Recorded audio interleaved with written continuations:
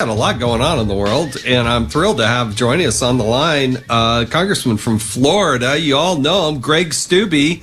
He represents Florida's 17th congressional district, and he's on Judiciary, he's on Foreign Affairs, Ways and Means. I don't know what you did to get so many committee assignments, but well done, and thanks for joining us on Fox Across America.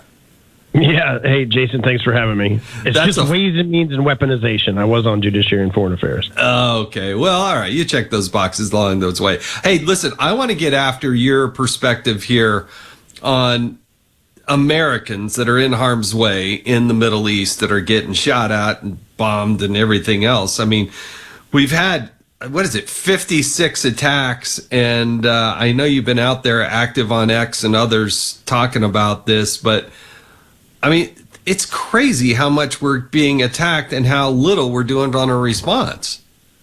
Yeah, 56 attacks, 59 U.S. personnel have been injured, including 27 of those service members that got TBIs, traumatic brain injury, from these attacks.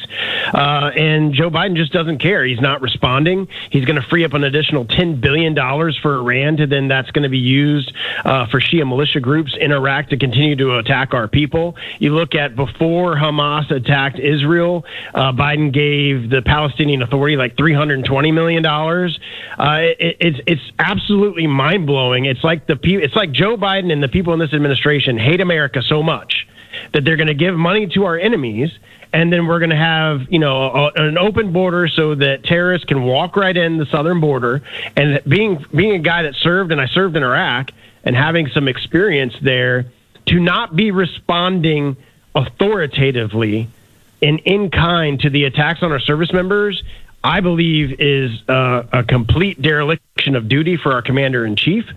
You have to respond with force. It's the only thing those people understand. Terrorists don't speak a language other than aggression and force. And if you don't respond appropriately to shut down wherever these drones and artillery shells and whatever they're using to attack, if you don't shut that down decisively, they're going to continue to do what they're doing. And that's what we're seeing today.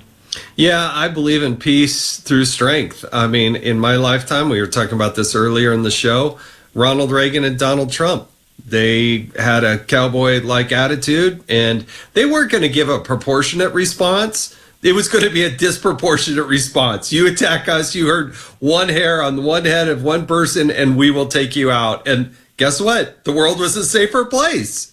Yeah, I've heard Trump tell the story. There's a reason why the Taliban never attacked our service members in Afghanistan while he was president. He had a phone call with them and showed them a picture of his house and said, if you touch a hair on any of our guys, this is the first place we're going to strike.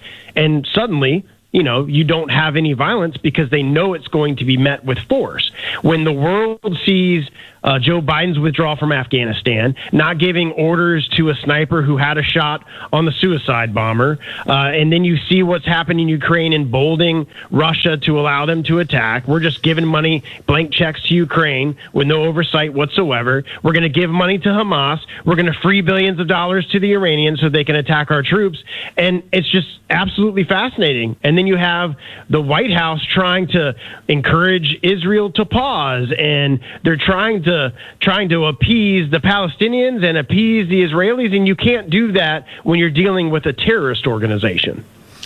I have never understood why President Obama, President Biden have been so adamant in giving money and making sure that money flows to Iran.